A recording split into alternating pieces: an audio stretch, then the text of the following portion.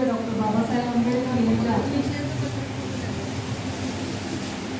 त्यागाला कार्याला निवारण माता महामाया, माता महाप्रजापती गौतमी, माता यशोधरा, माता भीमाई, माता सावित्रीबाई फुले यांनी मातांच्या पवित्र आणि पूज्य विचारांना त्यागाला आणि कार्याला निवारण चैत्य गुरुंत शिल्पकार आदरणीय भैयासाहेब आंबेडकर यांच्याही कार्याला वंदन.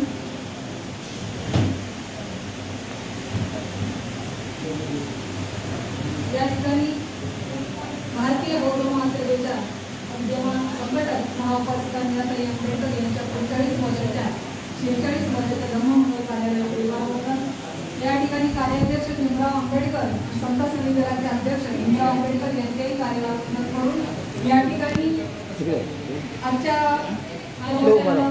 असलेले या ठिकाणी म्हणजे सत्पाल बनते जेथे भूमीचे व्यवस्थापक आणि उपाध्यक्ष सत्पाल बनते आणि या ठिकाणी सत्पाल बनते आणि या ठिकाणी मुंबई प्रदेशचे सरचिटणीस बडेकर गुरुजी, या ठिकाणी गायकवाड गुरुजी, बोलकडे गुरुजी, महाराष्ट्राच्या उपाध्यक्ष या ठिकाणी दत्तात्रय गायकवाड, आपल्या 2 क्रमांक 2चे अध्यक्ष सुनीता कांबळे, सुनीता आपले मस्के, केंद्रीय शिक्षक आपल्या सुनीता मस्के, सर्व पदाधिकारी, नाना बाबू केंद्रीय शिक्षक, या ठिकाणी उपस्थित असलेले सर्व केलेल्या प्रसिद्ध असणारे सर्व बौद्धाचार्य आणि उपासिका या सर्वांना मला जय भीम. आजचा विषय आहे महामंगल सूत्र. हा विषय या ठिकाणी मला देण्यात आलेला आहे आणि हा विषय मी या ठिकाणी आज मांडणार आहे. पुढे बनसोडे गुरुजी 10:15 झालेली आहे का? भगवान बुद्धांच्या काळामध्ये लोकांमध्ये अशी चर्चा झाली होती गांधीनगरी नगरीमध्ये. अशा प्रकारची चर्चा झाली होती की मानवाचं मंगल कशामध्ये आहे, मानवाचं मंगल कशामध्ये आहे, अशा प्रकारची चर्चा झाली होती. मीटिंग बनली होती आणि अशा वेळेला काही लोक म्हणाले की मानवाचं मंगल सकाळी उठल्याबरोबर आपण एखादा पांढरा शुभ्र बैल पाहिला तर, एखादी गर्भिणी स्त्री पाहिली तर, एखादे भरलेले तुपाचे मडके पाहिले तर, पाण्याने भरलेला घाट पाहिला तर, असं पाहिल्यानंतर त्यामध्ये मंगल आहे. सकाळी उठल्यावर एखादी गोष्ट पाहिली तर त्यामध्ये मंगल आहे आपल्या आयुष्यात. पण काही लोक म्हणतील नाही नाही, पाहण्यामध्ये मंगल नाही तर ऐकण्यामध्ये मंगल आहे. सकाळी उठल्यानंतर कुणीतरी आपल्याला असं बोललं की तुझं मंगल हो, तुझं हे वर्ष शुभ जावो, तुला या वर्षामध्ये अन्न पाणी मिळो, की अशा प्रकारचं मंगल जर आपण ऐकलं सकाळी उठल्या तर आपल्या जीवनामध्ये मंगल आहे असे या ठिकाणी काही लोक म्हणाले. तर काही लोक म्हणाले की मानवाचं मंगल कशामध्ये आहे, पाहिल्यानंतर नाही, ऐकल्यानंतर तर नाही, तर या ठिकाणी सकाळी उठल्यानंतर स्पर्श केल्यामुळे आहे. गंगी मातेला स्पर्श केला तर त्यामध्ये मंगल आहे. सकाळी उठल्यानंतर हिरव्यागार गवताला स्पर्श केला तर मंगल आहे. म्हणजे अशा प्रकारे सोने चांदी या सगळ्यांना आपण म्हणजे नवीन कपडे म्हणजे असणारे सगळ्यांना जर स्पर्श आपण उठल्या जर केला तर त्या स्पर्शामध्ये मंगल आहे. आणि अशी एकमेकांमध्ये चाललेली, मानवामध्ये चाललेली, माणसांमध्ये चाललेली ही चर्चा देवलोकात गेली. देवलोक म्हणजे सज्जन लोकात पसरली. असे सज्जन लोक मी ठरवलं हे मंगल खरोखर कशात आहे हे आपण तथागत भगवान बुद्ध जेतवनामध्ये, अनाथ पिंडकाच्या जेतवनामध्ये विहार करत आहेत, वास्तव्यास आहेत. तर आपण त्यांना विचारलं पाहिजे मानवाचं मंगल कशामध्ये आहे. म्हणजे सज्जन लोक या ठिकाणी जेतवनामध्ये, अनाथ पिंडकाच्या जेतवनामध्ये या ठिकाणी जातात आणि त्यांना विचारतात की मानवाचं मंगल कशात आहे, मानवाचं मंगल कशात आहे. आणि मग अशा प्रकारे गाथा आहे आपली मंगल महामंगल सूक्त. सूक्त याचा अर्थ आपल्याला माहित आहे. सूक्तामध्ये भगवान बुद्धांनी स्वतः सांगितलेल्या गोष्टी, स्वतः सांगितलेल्या ज्या गाथा आहेत म्हणजे त्याला सूक्त असं म्हटलं जातं. आणि गाथा याला असं म्हटलं जातं की तथागत भगवान बुद्धानंतर त्यांच्या भिक्खू वर्गाने जे काही कथन केलेलं आहे, सांगितलेलं आहे, त्याला गाथा असं म्हटलं जातं. हे तथागत भगवान बुद्धांची वचनं आहे तथागत भगवान बुद्धांनी सांगितलेला हा मार्ग आहे, याला सुत्त असं म्हटलं जातं. असं हे सुत्त तथागत भगवान बुद्धांनी त्या ठिकाणी सांगितलं. याची सुरुवात एवं मे सूतं एकं समयं भगवा सावती नियती जेत मने अनाथ पिंड कस्ताराने अतमो अयंतरा देवता अभिकंताय रतिया अभिकंत वन्ना केवल कंपन जेत मन ओभा सेतवा तेन भगवा तेनु पसंतनित्वा भगवंत गाथाय अज्जवासी असे या ठिकाणी म्हटल्यानंतर म्हणजे त्याचा अर्थ आहे, मी असं ऐकलं आहे की एके वेळी भगवान बुद्ध श्रावस्ती येथील अनाथ पिंडकाच्या जेतवन विहारामध्ये संघाराम विहारात आराम करत होते, राहत होते. तेव्हा रात्र संपत आली होती आणि एक देवता म्हणजे सज्जन व्यक्ती तथागत भगवान बुद्धां विहार जेतवन जे आहे प्रकाशित करून भगवंताजवळ आली आणि भगवंतांना वंदन करून एका बाजूला उभी राहिली आणि त्यांना विचारलं. भगवंतांना त्यांनी विचारलं, बहुदेवा मनुष्याचं मंगलानी अचिंतयू अख्ख गमान स्वतानंद भुई मंगलम उत्तम. म्हणजे बहुदेवा मनुष्याचं मंगलानी अचिंतयू, मंगल कशामध्ये आहे? देवाचं आणि मनुष्याचं. देवा मनुष्याचं म्हणजे मानवाचं आणि मनुष्याचं मंगल कशात आहे? पुष्कळ म्हणजे स्वतःचं कल्याण मंगल इच्छिणाऱ्या लोकांचं जे माणसं आहेत, देव आणि मनुष्य आहेत, यांनी या देवांचं सज्जन व्यक्तींचं माणसाच्या मंगल विषयी विचार कोणते आहेत, उत्तम मंगल कोणतं आहे ते आपण सांगावं. आपल्या मानवाचं आणि देवांचं सुद्धा उत्तम मंगल कशामध्ये आहे ते आपण सांगावं असं या ठिकाणी त्यांनी विनंती केलेली आहे. आणि त्यावेळेला तथागत भगवान बुद्ध उत्तम मंगल कशामध्ये आहे या ठिकाणी तथागत भगवान बुद्ध सांगतात. असे वनाच बालानंद पंडितानाच सेवना पूजाच पूजयानंद एतन मंगल उत्तमा. याचा अर्थ आहे असे वनाच बालानंद म्हणजे मूर्खाची संगत न करणे, पंडितानाच सेवना म्हणजे शहाण्या माणसांची संगत करणे, लोक पूजाच पूजयानी म्हणजे जे पूजनीय लोक आहेत त्यांची पूजा करणे हेच उत्तम मंगल आहे.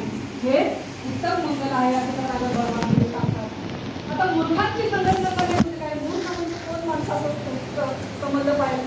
म्हणजे माणसं असतात फसवणारी, खोटं बोलणारी, व्यभिचार करणारी, निंदा नारस्ती करणारी अशी माणसं संयमी नसतात, सद्गुणी नसतात, सदाचारी नसतात. अशा माणसाला काय केलेलं आहे? मूर्ख माणसं असं म्हटलेलं आहे. अशी माणसं काही वेळेस त्यावेळेलाही तथागत भगवान बुद्धांच्या काळामध्ये होती. सिद्धार्थ गौतमाचे आत्ते भाऊ आपल्याला माहीतच आहे, देवदत्त होते.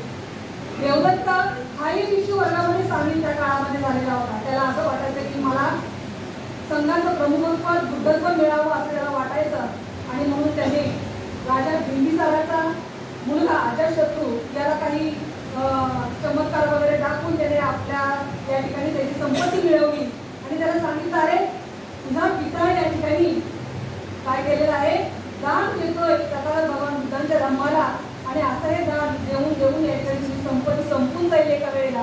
तर अशा प्रकारे असं कर की तू तुझ्या पितेला मारून टाक, हत्या कर त्याची आणि तू राजा हो आणि मी या ठिकाणी बुद्धाला मारतो आणि मी सुद्धा या ठिकाणी या संघाचा प्रमुख होतो असं त्यांनी सांगितलं. आणि मग अशा या देवदत्तांनी काय केलेलं आहे? अशा या अजातशत्रूने आपल्या पित्याला मारलेला आहे. असंगताची संगती घडल्यानंतर काय होतं? म्हणजे अशा अपुरुषांची म्हणजे मूर्ख लोकांची संगत घडल्यानंतर काय होतं? असा हा अजातशत्रू आपल्या पित्याची हत्या करतो.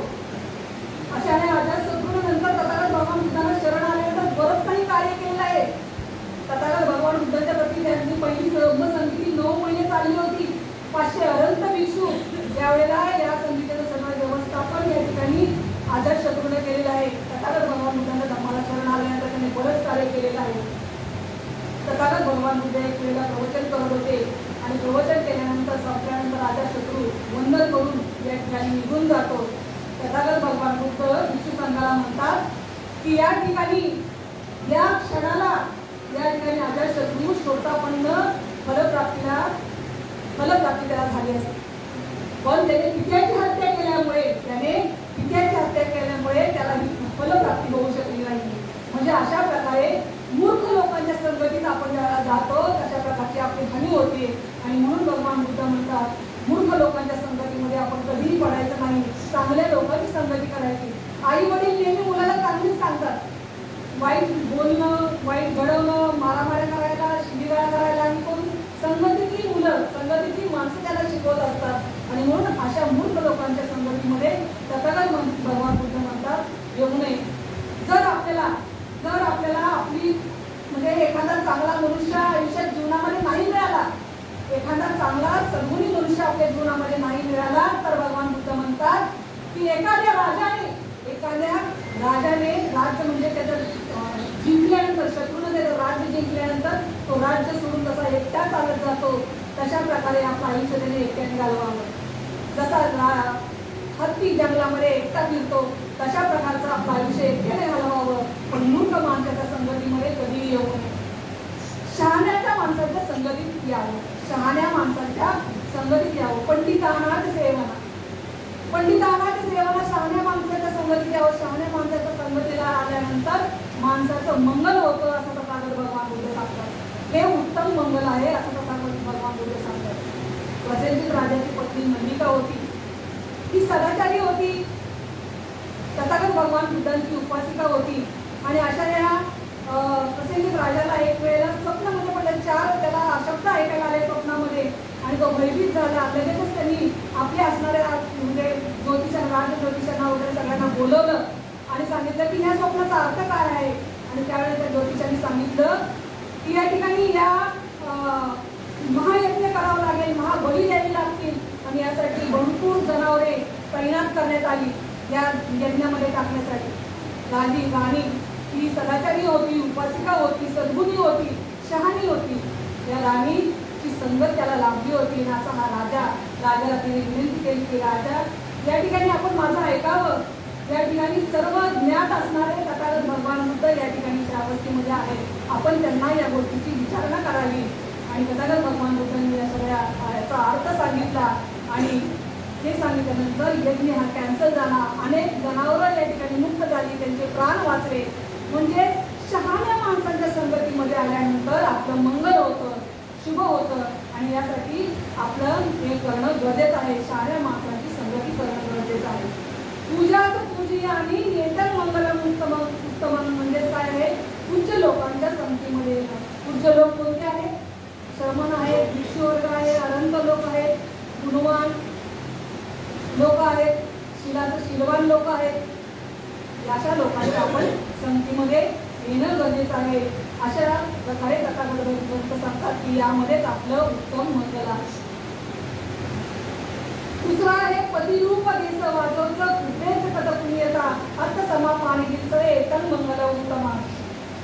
देश वाजवचं म्हणजे या ठिकाणी अनुकूल स्थळी वास्तव्य करणं आणि कुठेच कथ पुण्यता चांगल्या गोष्टी संपादन करणं, अर्थ समापानित मध्ये सन्मार्गावरती आरूढ होणं, हेच उत्तम मंगल आहे, हेच उत्तम मंगल आहे तथागत भगवान सांगतात. आता अनुकूल स्थळी वास्तव्य करणं म्हणजे काय? आपल्याला चांगले असणाऱ्या स्थळी आपल्याला वास्तव्य करणं गरजेचं आहे. तिथे शील सदाचाराने वागणारी माणसं आहेत, तिथे आचरण करणारी माणसं आहेत, दान पुण्य करता येईल, ध्यान साधना करता येईल, भिक्षू संघाला दान पुण्य करता येईल, त्यांचं दर्शन करता येईल, अशा स्थळी आपण राहणं गरजेचं आहे. आपण जर ठरवलं एखाद्या वेळेला आपण ज्या ठिकाणी राहत असतो त्या ठिकाणी जर वाईट प्रवृत्तीची माणसं, गुंड प्रवृत्तीची माणसं जर असतील तर आपण लक्षात घेणं गरजेचं आहे की या ठिकाणी आपली मुलं कशा प्रकारची घडतील. आपण जर अशा लोकांच्या संगतीमध्ये राहत असू तर कशा प्रकारचे मुलं घडतील. जर आपल्या एखाद्या ठिकाणी एखाद्या दारू विकणाऱ्या म्हणजे अड्डा असेल, आपण राहत असतो त्या ठिकाणी, तर आपली मुलं कशा प्रकारची घडतील. आणि म्हणून आपल्याला अनुकूल स्थळी वास्तव्य करणं गरजेचं आहे, योग्य ठिकाणी वास्तव्य करणं गरजेचं आहे. तथागत भगवान बुद्ध सुद्धा त्यांच्या काळामध्ये अशा प्रकारचं वास्तव्य करायचे की गावाच्या जास्ती जवळही नाही आणि जास्ती दूरही नाही. म्हणजे भिक्षाटन करायला यासाठी ते सोपं जावं, ध्यान साधना करण्यासाठी ते सोपं जावं, यासाठी जास्ती जवळही गावाच्या नाही, जास्ती दूरही नाही. तिथल्या उपासकांना तथागत भगवान बुद्धांचा धम्म श्रवण करता यावा यासाठी तथागत भगवान बुद्ध हे अनुकूल स्थळी वास्तव्य करायचे. म्हणजे अशा प्रकारचं आपलं वास्तव्य असणं गरजेचं आहे, त्यामध्ये आपलं उत्तम मंगल आहे. पुढे जाऊन या ठिकाणी तथागत भगवान बुद्ध सांगतात कुबेर कद पुण्यता, उभ्येच कद पुण्यता म्हणजे पूर्वकर्माचा संचय असणं गरजेचं आहे. आता या ठिकाणी आपल्याला माहीतच आहे की अनाथ पिंड 1000 लोकांना त्याला मारायचं असतं. त्याची गुरुदक्षिणा काय असते? 1000 लोकांना मारायचं आहे. आणि असा हा अनाथ पिंड ज्या वेळेला शेवटचा एक मारायचा राहिलेला असतो, 999 लोकांना मारून झालेला असतं आणि त्याला असं वाटतं की आता मला आईची हत्या करणं गरजेचं आहे. त्याला एकदा मारले की माझे 1000 पूर्ण होतील, माझी गुरुदक्षिणा पूर्ण होईल. तथागत भगवान बुद्ध ज्यावेळेला सकाळी पहिल्या प्रहरी उठायचे आणि त्यावेळेला कोणता मनुष्य या मार्गपथावरती अनुकूल आहे त्यावेळेला परीक्षण करायचे, त्यावेळेला या ठिकाणी अंगुलीमाल त्याची अजूनही चांगुलपणावरचा हे कमी झालं नाही, तो अजूनही चांगल्या मार्गावर येऊ शकतो हे त्यांनी पाहिलं आणि त्याला बदलवण्यासाठी तथागत भगवान बुद्ध म्हणतात. ज्या या ठिकाणी अंगुलीमाल या ठिकाणी आईची हत्या करण्याच्या अगोदर तथागत भगवान बुद्ध या ठिकाणी तिथे पोहोचतात आणि या ठिकाणी त्यांना सन्मार्गावरती आणतात. म्हणजे या ठिकाणी काय झालेलं आहे, त्याचं पुण्यकर्म जे होतं ते प्रबळ होतं आणि त्यामुळेच या ठिकाणी त्याच्या आईची हत्या न करता, आईची जर हत्या केली असती तर त्याला अनंतपद प्राप्त केलं असतं का? नाही, अनंतपद त्याला प्राप्त झालं नसतं. असा हा अंगुलीमाल पुढे जाऊन अनंतपद प्राप्त करतो आणि या ठिकाणी धम्माचा प्रचार आणि प्रसार करतो. म्हणजे पुण्यचं पुण्य म्हणजे आपलं पुण्य संपादन, पुण्य असणं गरजेचं आहे. अर्थसमापाणितीचं म्हणजे काय आहे की आपल्या जीवनाला अर्थाला लावणं, आपल्या जीवनाला अर्थाला लावणं गरजेचं आहे. आपल्या जीवनाला अर्थाला लावणं गरजेचं आहे असं या ठिकाणी तथागत भगवान बुद्ध म्हणतात. हेच उत्तम मंगल आहे. आपल्याला माहीतच आहे की या ठिकाणी सारिपुत्रांनी महामंगल संजय बेलबुट्टीच्या आश्रमात राहत होते आणि या संजय बेलबुट्टीच्या आश्रमात राहत असताना या ठिकाणी सारिपुत्रांनी महामंगलांनी ठरवलं की कोणाला ज्ञानी मनुष्य भेटला की त्यांनी एकमेकाला सांगायचं आणि त्याने या ठिकाणी सारिपुत्रांना आश्वजित भेटतात आणि त्यांनी ठरवलं की तथागत भगवान बुद्धांना या ठिकाणी आपण जाऊन भेटायचं. आणि जे दोघंजणी तथागत भगवान बुद्धांना भेटतात त्यांनी आपलं जीवन काय केलेलं आहे, अर्थाला लावलेलं आहे, सन्मार्गाला लावलेलं आहे. अशा प्रकारचं जीवन आपण अर्थाला लावणं गरजेचं आहे. दुसरं आहे, यामध्येच आपलं उत्तम मंगल आहे. दुसरं आहे बाहू सतत सिपीच विनोयोच सुसिद्धतो सुभाषिताच या वाचा येतन मंगल उत्तम.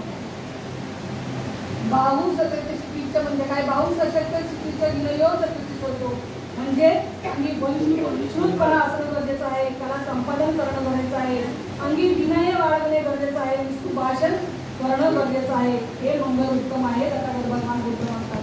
बाहू सतत सिपीच म्हणजे काय आहे? बहुश्रुत असणं गरजेचं आहे, ज्ञानी असणं गरजेचं आहे. तथागत भगवान बुद्ध म्हणतात बहुश्रुत आणि ज्ञानी असणं गरजेचं आहे.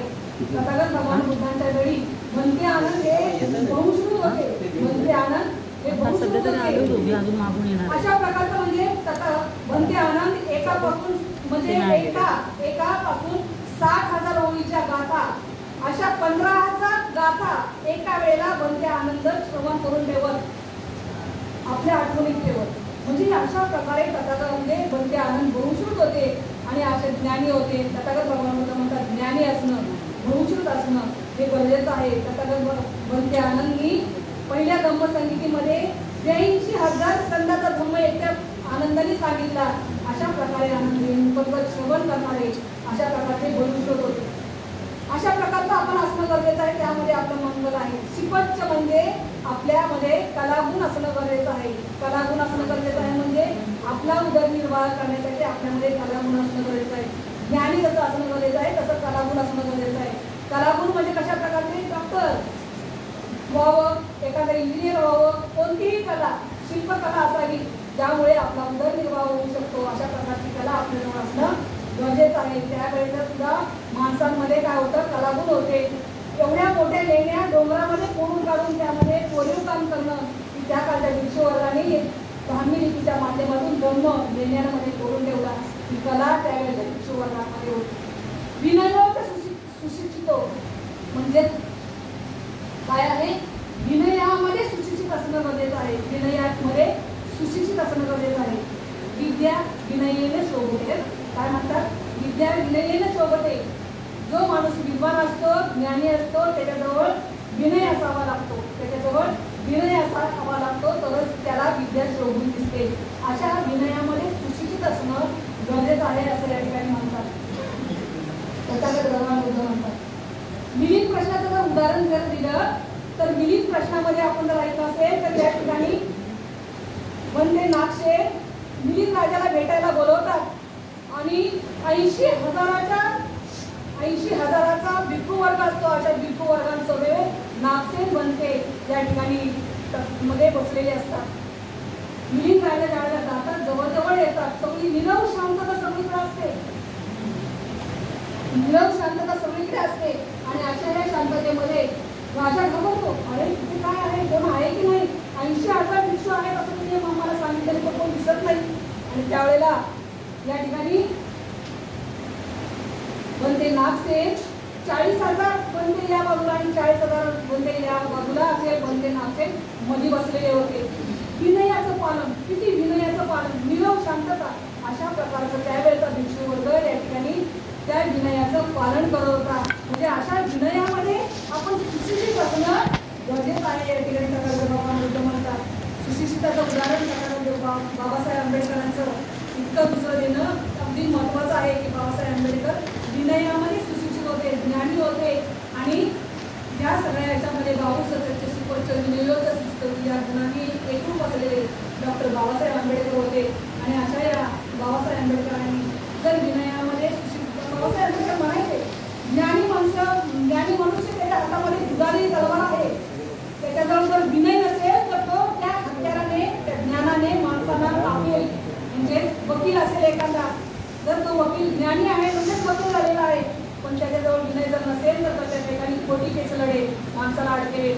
डॉक्टर असेल तर तो डॉक्टर जर विनयामध्ये सुशिक्षित असेल तर तो त्या ठिकाणी काय करणार आहे, आपलं लोकांना माणसं हे करणार आहेत, मारणार आहे.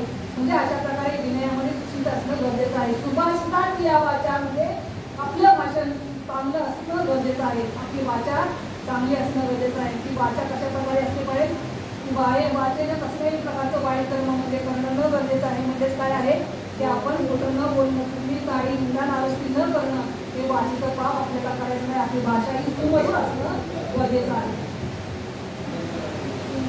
माता पितू उपठान उत्तदारस संगो अनाकुलाच कमंता एकम मंगल उत्तम.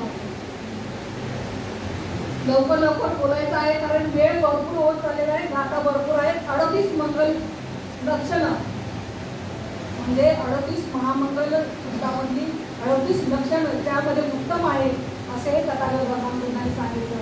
म्हणजे एक एक वाक्य तथागत भगवान बुद्ध या ठिकाणी मंगल आहे असं सांगतात. माता पितू उपठान उत्तदारस संगो अनाकुलाच कमंता एकम मंगल उत्तम. म्हणजे आई वडिलांची सेवा करणं हे गरजेचं आहे. पत्नी आणि मुलाबाळांची सेवा करणं गरजेचं आहे.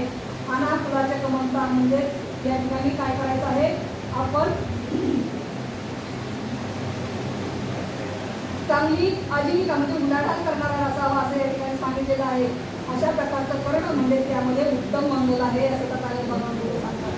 आई वडिलांची सेवा करणं, आई वडील आपल्या मुलाला जन्म देतात, आई वडील आपल्या मुलाला गोड धरून चालायला शिकवतात, आई वडील या ठिकाणी आपल्या मुलाला शिक्षण देतात, त्याला कला शिकवतात, आई वडील आपल्या योग्य वेळी एखाद्या मुलीशी आपल्या मुलाचं लग्न लावून देतात, आई वडील या ठिकाणी आपल्या मरणानंतर आपल्या हयातीत असताना सुद्धा आपली जेवढी संपत्ती आहे ती सगळी आपल्या मुलांना देतात. आणि मग अशा आई वडिलांची आपण सेवा करणं गरजेचं आहे. अशा आई वडिलांची सेवा करणं गरजेचं आहे. अशा आई वडिलांना जिवंत आहे तोपर्यंत त्यांना अन्न पाणी वस्त्र पासून कधीही अलिप्त न ठेवता त्यांची सेवा करणं गरजेचं आहे. औषध पाणी त्यांना करणं गरजेचं आहे. त्या ठिकाणी त्यांचे जे कर्म आहे, त्यांचा जो वारसा आहे तो आपण पुढे नेणं गरजेचं आहे. त्यांच्या मरणानंतर त्यांचं पुण्य संपादन, पुण्यानुमोदन करणं गरजेचं आहे. अशा प्रकारे त्या ठिकाणी आई वडिलांची सेवा आपल्या मुलांनी करणं गरजेचं आहे. दारस्थ संगो, दारस्थ म्हणजे पत्नी, या पत्नी आणि मुलाचं या ठिकाणी संग्रह करणं म्हणजे सांभाळणं गरजेचं आहे. पत्नी आणि मुलाला सांभाळणं गरजेचं आहे. मुलांना मोठं केल्यानंतर ती मुलं शेवटी आपल्याला काय करतात, सांभाळतात आणि म्हणून मुलांचं सांभाळही तेवढंच आपण चांगल्या रीतीने करणार आहे. पत्नीलाही आपण सांभाळणं गरजेचं आहे. तिला योग्य वेळी आपल्याला धन देणं गरजेचं आहे. धन म्हणजे पैसा हातामध्ये देणं गरजेचं आहे. तिला मान सन्मान करणं गरजेचं आहे. तिला वस्त्र आभूषणाने खुश ठेवणं गरजेचं आहे. आणि एक पत्नीवरती राहून म्हणजे पत्नीला या ठिकाणी काय करायचं आहे, आपण प्रेम करायचं आहे त्या पत्नीवरती, त्या पत्नीला काय करायचं आहे, या ठिकाणी एका पत्नी म्हणजे एक पत्नीवरती राहण्याचा प्रयत्न करायचा आहे. असं जर केलं तर ती पत्नी सुद्धा आपल्याला फलदायी ठरते, ती सुद्धा या ठिकाणी काय करते, आपल्या संपत्तीचं रक्षण करते, आपल्या आईवडिलांची सेवा करते, या ठिकाणी आपल्या कुळाचा असेल तो सांभाळते आणि या सगळं करत असताना तीही एक पतिव्रता राहण्याचा प्रयत्न करते. अशा प्रकारे हे केल्यानंतर उत्तम मंगल आहे असं तथागत भगवान बुद्ध सांगतात. अना मुलांच्या कमनता एतन मंगल उत्तम. कर्म कशा प्रकारचं केलं पाहिजे, अना मुलांच्या कमनता म्हणजे व्याकुळ होणारं कर्म आपल्याला करायचं नाही, व्याकुळ होणारं कर्म आपल्याला करायचं आहे तर चांगलं कर्म करायचं आहे, चांगलं काम आपल्याला करायचं आहे. आणि हे चांगलं काम करत असताना आपल्याला काय प्रकारचं काम केलं पाहिजे की आपल्याला आपली उपजीविका कशा प्रकारे चालवली पाहिजे हे आपण पाहणं गरजेचं आहे. उपजीविका आपल्या कष्टाच्या निराच्या घामानं आपण करणं गरजेचं आहे. म्हणजे यावरती भगवान बुद्ध सांगतात की आपल्याला हत्याराचा व्यापार करायचा नाही, आपल्याला जनावरांचा व्यापार करायचा नाही, आपल्याला स्त्रियांचा व्यापार करायचा नाही, आपल्याला विषाचा व्यापार करायचा नाही, आपल्याला या ठिकाणी दारू गांजा विकणाऱ्याचा व्यापार करायचा नाही. हे विकून आपल्याला आपली उपजीविका करायची नाही, तर आपली उपजीविका ही कष्टाच्या निराच्या घामावरती करायची आहे. उलाढाली न करता या ठिकाणी आपलं कर्म जे आहे ते आपल्या निराच्या घामावरती आपलं उपजीविका करणं गरजेचं आहे असं या ठिकाणी तथागत भगवान बुद्ध सांगतात. यातच आपलं उत्तम मंगल आहे असं तथागत भगवान बुद्ध सांगतात. 45 मिनिटांमध्ये आपल्याला विषय संपवायचा आहे. दानाच्या ब्रह्मचर्याच यात कानाच संग हो अनवज्जानी कम्मानी येतन मंगल उत्तम. दानाच्या ब्रह्मचर्याच म्हणजे दान देणे, धर्माचरण करणे, आपतेष्ट नातेवाईकांचा आदर सत्कार करणे, अनवज्जानी कम्मानी येतन मंगल उत्तम. अशा प्रकारचा आपण कर्म कुशल कर्मापासून वाईट कर्मापासून अलिप्त राहणे हे उत्तम मंगल आहे तथागत भगवान बुद्ध सांगतात. दान करणं गरजेचं आहे, दान करणं हे उत्तम मंगल आहे तथागत भगवान बुद्ध सांगतात. तथागत भगवान बुद्ध 5 प्रकारची समोजित दान सांगतात. कशा प्रकारची? 5 प्रकारची. येणाऱ्या अतिथीला दान देणं, जाणाऱ्या वाटसरूला दान देणं, गरीब माणसाला दान देणं, रोगी व्यक्तीला दान देणं, नवीन पिकलेलं धान्य किंवा फळ एखाद्या शीलवान व्यक्तीला दान देणं, यामध्ये काय आहे, याला समोजित दान असं म्हणतात. तथागत भगवान बुद्धांना काही लोक प्रश्न विचारतात की दान का करावं, कशासाठी करावं असा प्रश्न विचारला जातो. आणि तथागत भगवान बुद्ध म्हणतात दान देण्यामुळे काय होतं, प्रसन्नता निर्माण होते, सुख मिळतं आणि शांती मिळते. आणि म्हणून या ठिकाणी आपल्याला दान करायचं आहे.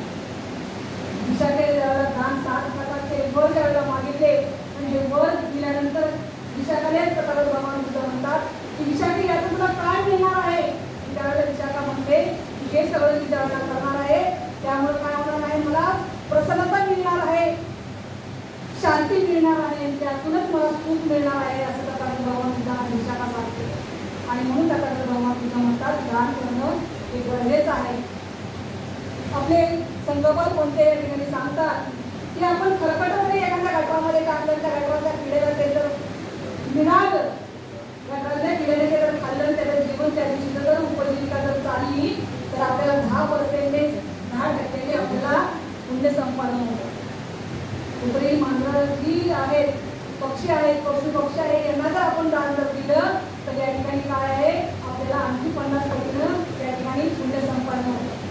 आपण मनुष्याला या ठिकाणी जेवण प्राप्त केलं, त्यांना दान धर्म केला तर आपल्याला 100 पटीने पुण्य संपादन होतं. आणि भिक्षू वर्ग जो आहे, या भिक्षू वर्गाला जर या ठिकाणी आपण दान केलं तर या ठिकाणी आपल्याला हजारो पटीने पुण्य संपादन या ठिकाणी होतं. असं या ठिकाणी संकल्पाला होते या ठिकाणी सांगतात. तथागत भगवान बुद्ध सुद्धा सांगतात सगळ्यात दान कुणाला करावं तर तथागत भगवान बुद्ध सांगतात श्रमण वर्गाला, भिक्षू वर्गाला दान देणं हे उत्तम आहे असं तथागत भगवान बुद्ध सांगतात. दान असं करावं माणसानं की सुपीक जमिनीमध्ये पीक पेरल्यासारखं असावं. दान कसं करावं, सुपीक जमिनीमध्ये पीक पेरल्यासारखं असावं, नापीक जमिनीमध्ये पीक पेरल्यासारखं दान नसावं. जे दान दिल्यामुळे पुण्य संपादन होईल, काही तर त्याला फलप्राप्ती होईल, अशा प्रकारचं दान आपण करणं गरजेचं आहे. धम्मचर्यासन म्हणजे आपण काय करायचं, धर्माचं आचरण करणं गरजेचं आहे. धर्माचं आचरण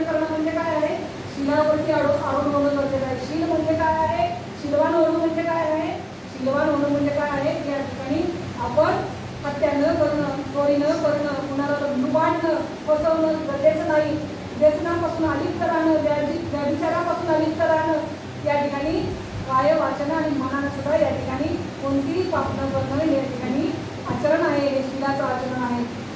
अशा प्रकारचं आपण आचरण करणं गरजेचं आहे. यात कामाचा संग्रह म्हणजे नातेवाईकांशी संग्रह करणं गरजेचं आहे, म्हणजेच जपणं गरजेचं आहे. नातेवाईकांना जपणं गरजेचं आहे. नातेवाईकांना कधी गरज पडली तर त्यांना दान देणं गरजेचं आहे. वेळ प्रसंग गेले तर त्यांना आपण मदत करणं गरजेचं आहे. अशा वेळेला ते नातेवाईक सुद्धा आपल्यावर वेळ प्रसंग येतो त्यावेळेला आपल्याला मदत करतात.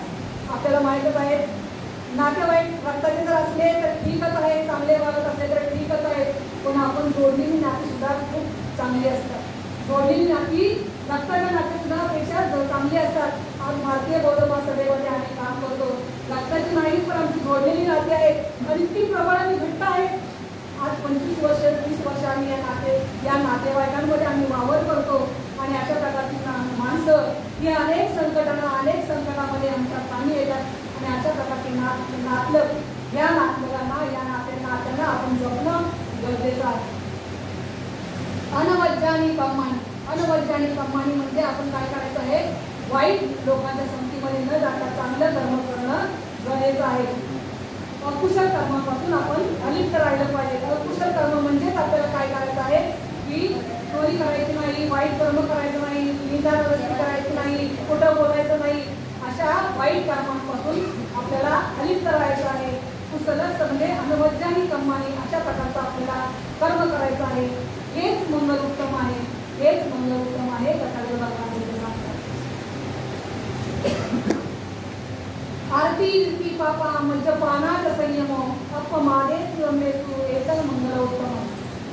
आरती रीती पापा म्हणजे काया वाचा मनाने अकुशल कर्म न करणे, पापकर्मांपासून अलिप्त राहणे. हे कथागत भगवान बुद्ध परत सांगतात की पापकर्म माणसाने कुठलंही करू नये.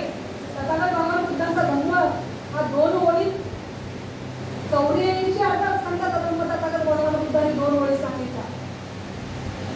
सब पापच अपहरण कुशलच उपसंपदा सचित्त परियोजपणं येतच बुद्धानुशासन. सर्व पापांपासून आपण अलिप्त राहणं गरजेचं आहे. सर्व पापांपासून अलिप्त राहणं गरजेचं आहे. कुशलच उपसंपदा कुशल कर्मांचा संचय करणं गरजेचं आहे. कुशल कर्मांचा संचय करणं गरजेचं आहे. आणि सचित्त परियोजपणं म्हणजे सतत चित्ताची शुद्धी ठेवणं गरजेचं आहे. सतत चित्ताला निर्मळ ठेवणं गरजेचं आहे. हेच उत्तम मंगल आहे. हाच माझं शासन आहे, हाच माझा धर्म आहे, असं तथागत भगवान बुद्ध सांगतात. सर्व पाप जे आहे त्या पापकर्मांपासून आपण अलिप्त राहणं गरजेचं आहे. जी पापकर्म आहेत या पापकर्मांपासून आपण अलिप्त राहणं हेच उत्तम मंगल आहे, तथागत भगवान बुद्ध सांगतात. मद्यपानात संयमो, मद्यपान म्हणजे मद्यपानापासून आपण अलिप्त राहणं गरजेचं आहे, संयमी राहणं गरजेचं आहे. आपण जर पाहिजे असेल तर दारुड्या व्यसनी माणसांची घरं खूप वाईट असतात. कोणतंही व्यसन करा, बघा दारुड्या माणसांची घरं दारू पिऊन पडले नसतो, कामधंदा करत नाही, कामधंदा करत नाही तर पैसा नाही तर घरामध्ये एकदम भयानक वातावरण असतात. बायका कुणाची धुणी भांडी करत असते, मुलं या ठिकाणी शाळेत जात नसतात, मुलं या ठिकाणी बहीण पेण्यासाठी तरसत असतात. इतकी भयानक वातावरण त्या घरामध्ये असतं.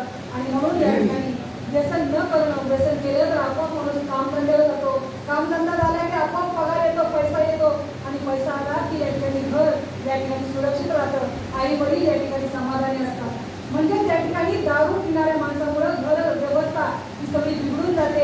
आणि म्हणून आपण दारू व्यसन न करणं हे गरजेचं आहे. मग कुठलंही व्यसन असो ते करू नये, त्यामुळे हानीच होते असं तथागत भगवान बुद्ध सांगतात. आणि हे व्यसन न करणं हे उत्तम मंगल आहे. अपमानेषु धर्मेषु एकल मंगल उत्तम असं तथागत भगवान बुद्ध सांगतात. आपण काय करायचं आहे, धम्म कार्यामध्ये तत्पर राहायचं आहे. धम्मेषु आपण अपमानित होऊन तत्परता दाखवणं गरजेचं आहे. ज्याच्या वेळेला आपल्याला धम्म ऐकायला मिळेल त्या वेळेला आपण धम्माचं आचरण करण्यासाठी तत्पर राहिलं पाहिजे. हेच उत्तम मंगल आहे असं तथागत भगवान बुद्ध सांगतात. दुसरं आहे गारवोच निवातोच संचित कथपुण्यता कालेन धम्मसवनं एकं मंगल उत्तम. गारवोच निवातोच म्हणजे काय, गौरव करणे, नम्रता बाळगणे, संतुष्टी राहणे, कृतज्ञता व्यक्त करणे, योग्य वेळी धम्मश्रवण करणे हे उत्तम मंगल आहे. असं तथागत भगवान बुद्ध सांगतात.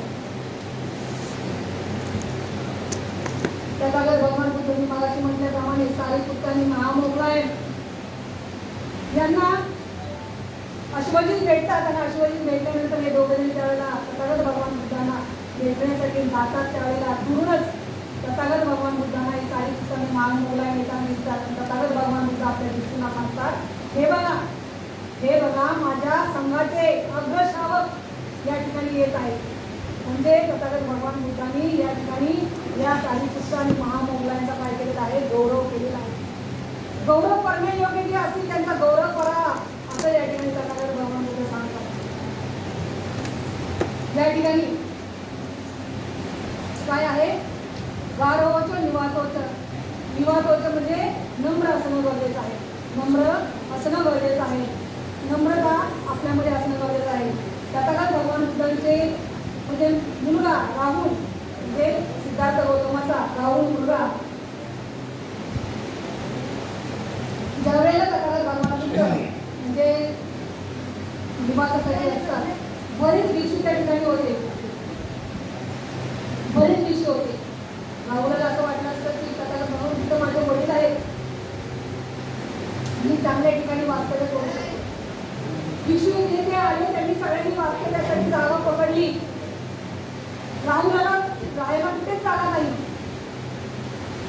शेवटी राहुल तथागत भगवान बुद्धांचे ज्या ठिकाणी आंघोळ करत होते अशा ठिकाणी जागा राहुलाला मिळाली. त्या ठिकाणी राहुल त्या ठिकाणी झोपण्यासाठी गेला. म्हणजे अशा प्रकारे विनम्रता नम्रता आपल्यामध्ये असणं गरजेचं आहे. मी तथागत भगवान बुद्धांचा मुलगा आहे आणि मला सगळं मिळालं पाहिजे, मी त्याच्याकडे श्रेष्ठ आहे असं जर त्याने म्हटलं असतं तर तो तथागत भगवान बुद्धांच्या सांगण्यात राहू शकला असता. पण तसं नाही.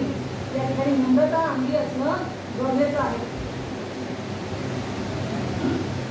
काय आहे, संतुष्ट म्हणजे संतुष्ट असणं गरजेचं आहे. संतुष्ट आपण ज्यामध्ये कमवतो, जे आपल्याकडे आहे त्यामध्ये आपण संतुष्ट असणं गरजेचं आहे असं तथागत भगवान बुद्ध सांगतात. यामध्येच आपलं मंगल आहे असं सांगतात. जास्ती लोभ जास्ती भाव असणं गरजेचं नाही, तर आपण जे कमवतो आपण जे ज्यामध्ये आपण आहे त्यामध्ये संतुष्ट असणं गरजेचं आहे असं तथागत भगवान बुद्ध सांगतात. समाधान हे सर्वोत्तम धन आहे असं तथागत भगवान बुद्ध सांगतात. कृतज्ञता व्यक्त करणं, कर्तव्यता म्हणजे कृतज्ञता व्यक्त करणं. मला ज्या आई वडिलांनी जन्म दिला त्यांची कृतज्ञता व्यक्त करणं गरजेचं आहे. ज्या गुरुनी मला ज्ञान दिलं त्या गुरूंची कृतज्ञता व्यक्त करणं गरजेचं आहे. ज्याने धर्माचा मार्ग सांगितला अशा गुरूंची आपण कृतज्ञता व्यक्त करणं गरजेचं आहे. कृतज्ञता व्यक्त करणं गरजेचं आहे. माझे पती या ठिकाणी केंद्रीय शिक्षिका मला व्हायचं नव्हतं कारण माझी मुलं लहान होती आणि अशा या लहान मुलांना ठेवून घरी ठेवून 5 दिवस चैत्यभूमीमध्ये येऊन राहणे मला त्यावेळेला जमत नव्हतं. आणि त्यावेळेला 2 वर्ष नव्हती 98 पासून 2000 सालापर्यंत मला मात्र या चैत्यभूमीमध्ये 5 दिवस मुलांना टाकून येऊन राहणं जमत नव्हतं. आणि त्यावेळेला माझ्या पतीने सांगितलं नाही, तुला या ठिकाणी केंद्रीय शिक्षिका बनायचं आहे. आणि केंद्रीय शिक्षिका झाल्यानंतर सुद्धा आपल्याला माहितच आहे की आपल्या गावाकडची मंडळी अजूनही स्त्रीला दुय्यम स्थान देतात. पण माझे पती या ठिकाणी माझ्या पाठीशी ठाम उभे राहिले आणि सांगितलं की किती जयंतीमध्ये लोक मोठमोठे वक्ते जरी आले तरी माझ्या पत्नीला बोलायला देणं तुम्हाला गरजेचं आहे. आणि अशा लोकांमध्ये मला त्या ठिकाणी बोलायला देईल. म्हणजे माझ्या आयुष्यामध्ये माझ्या पाठीशी ठामपणे उभे राहिले आणि अशी मला या पतीची कृतज्ञता व्यक्त करणं गरजेचं आहे.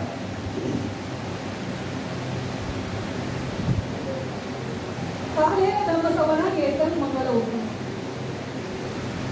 कालेन धम्मसवनं कीर्तन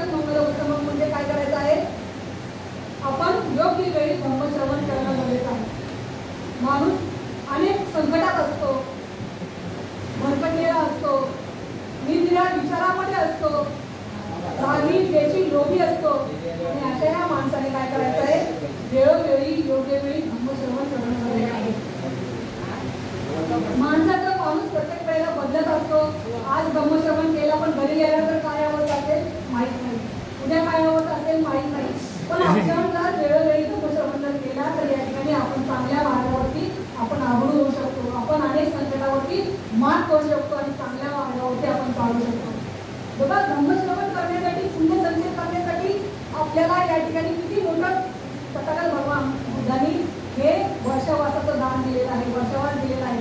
या वर्षावासामध्ये आपण धम्मश्रवण करणं गरजेचं आहे आणि या श्रवण करून आपल्या जीवनाला योग्य मार्गावर आणणं गरजेचं आहे. अशा प्रकारे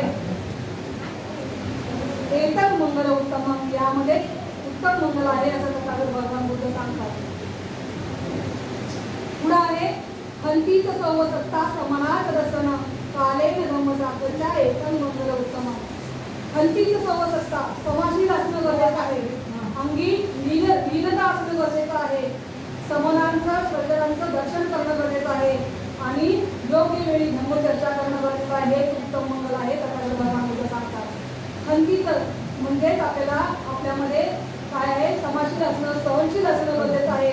ऊन वारा पाऊस याला न डगमगता आपण सहनशील असणं गरजेचं आहे हे तथागत भगवान बुद्ध सांगतात. सत्ता म्हणजे आज्ञाधारक असणं गरजेचं आहे. आज्ञाधारक राहुल पण या ठिकाणी तथागत भगवान बुद्धांनी जे जे उपदेश करायचे ते आज्ञाधारकपणे या ठिकाणी आपल्या या ठिकाणी त्याचं आचरण करायचे. आज्ञाधारक असणं गरजेचं आहे. समनाचं दर्शन, श्रमणाचं दर्शन करणं गरजेचं आहे. श्रमणांचं दर्शन करणार आहे. तो श्रमण कशा प्रकारचा आहे, जो श्रमण राग लोभातून द्वेषातून मुक्त असलेला हा श्रमण आहे. आपल्याला माहित आहे त्या श्रमणाची व्याख्या प्रकार भगवान बुद्धांनी कशा केली आहे. सुपटीपंडो भगवत सावसंगो, उपटीपंडो भगवत सावसंगो, न्यायपटीपंडो भगवत सावसंगो, सामीची पटीपंडो भगवत सावसंगो. म्हणजे हा सन्मानावरती लागलेला हा संघ आहे. अशा संघाचं दर्शन आपण करणं गरजेचं आहे. जो मैत्री, करुणा आणि चित्तामध्ये आसक्ती न बाळगता करुणा आणि मैत्री ठेवणारा हा संघ आहे. अशा या संघाचं दर्शन वेळोवेळी करणं गरजेचं आहे असं तथागत भगवान बुद्ध सांगतात. आणि अशा वेळी तथागत भगवान बुद्ध हेही सांगतात यामध्ये उत्तम मंगल आहे. आणि पुढे जाऊन तथागत भगवान बुद्ध सांगतात धम्मचर्चा वेळोवेळी करणं गरजेचं आहे. धम्मापती आपण बोलणं गरजेचं आहे असं या ठिकाणी सांगतात. आणि हे या ठिकाणी सांगत असताना धर्मचर्चा कुणाची करू नये हेही तथागत भगवान बुद्ध सांगतात की धर्मचर्चा कुणाशी करू नये. लालची माणसं असतात, अशा माणसाची धर्मचर्या करू नये. द्वेषी माणसं असतात, अशा माणसाची धर्मचर्या करू नये. गर्विष्ठ माणसं असतात, अशा माणसाची धर्मचर्या करू नये. गर्विष्ठ, लोभी, आळशी आणि हट्टी अशा माणसांची धर्मचर्या करून धर्मचर्चा करू नये असं या ठिकाणी तथागत भगवान बुद्ध सांगतात. आणि धर्मचर्चा आपल्या योग्य व्यक्तीची करावी असं तथागत भगवान बुद्ध सांगतात. यातच आपलं उत्तम मंगल आहे. दुसरं आहे तपोच ब्रह्मचर्याचं. या ठिकाणा तपोच ब्रह्मचर्याचं अरे सच्चान दर्शन निबान सच्ची क्रियाचे एकम मंगल तप करणे, ब्रह्मचर्याचं पालन करणे आणि सत्याचं दर्शन करणे आणि निर्वाणाचा साक्षात्कार करणे उत्तम मंगल आहे. तथागत भगवान बुद्धांनी 6 वर्ष तपश्चर्या केली. अशा प्रकारचं ब्रह्मचर्याचं पालन केलं आणि या ठिकाणी काय केलेलं आहे, आर्य सत्य. या आर्य सत्याचं काय केलेलं आहे, आर्य सत्यानं शोधून काढलेलं आहे. मानवाचं दुःख कशामध्ये आहे या आर्य सत्याचा शोध तथागत भगवान बुद्धांनी लावला. आणि अशा आर्य सत्याला आपण पाहणं गरजेचं आहे. आणि हे आर्य सत्य ज्यावेळेला त्यांना प्राप्त झालं त्यावेळेला त्यांनी निब्बाण प्राप्त केलेलं आहे, अनंत पद प्राप्त केलेलं आहे. आणि तथागत भगवान बुद्ध सांगतात परमोच्च सुख जर कोणतं जर असेल तर निब्बाण प्राप्त करणं हे परमोच्च सुख आहे. आणि हे परमोच्च सुख आपल्याला प्राप्त करायचं असेल तर ब्रह्मचर्याचं पालन करणं गरजेचं आहे, तप करणं गरजेचं आहे, ध्यान साधना करणं गरजेचं आहे हे तथागत भगवान बुद्ध सांगतात. दुःख त्या ठिकाणी आणि यामध्येच मंगल उत्तम आहे हे तथागत भगवान बुद्ध सांगतात. पुढे जाऊन कुठंच लोकदमी चित्तम यसन कंपती असमत निर्दंतेमुळे तर मंगल उत्तम. 8 प्रकारच्या लोकधर्माला धम्माने आपलं मन विचलित होऊ न देणं तथागत भगवान बुद्ध सांगतात. 8 लोक म्हणजे शोभरहित राहणं, निर्मल आणि निर्भीड राहणं हे उत्तम मंगल आहे. कुठंच लोकधर्मी 8 लोकधर्म कुठले आहेत. माणसाच्या आयुष्यामध्ये सुख आहे तर दुःख आहे. सुखाने सुद्धा हुरहुर न जाणे पण दुःख आलं तर विचलित न होणे. यश आलं तर खूप गर्विष्ठ न होणे, अपयश आले तर हारून न जाणे. निंदा कुणी प्रशंसा केली तर जास्ती मोठं होऊन न जाणे, निंदा केली तर वाईट न वाटून गेली. लाभ आणि हानी अशा प्रकारचे 8 लोकधर्म आहेत तथागत भगवान बुद्ध बोलतात.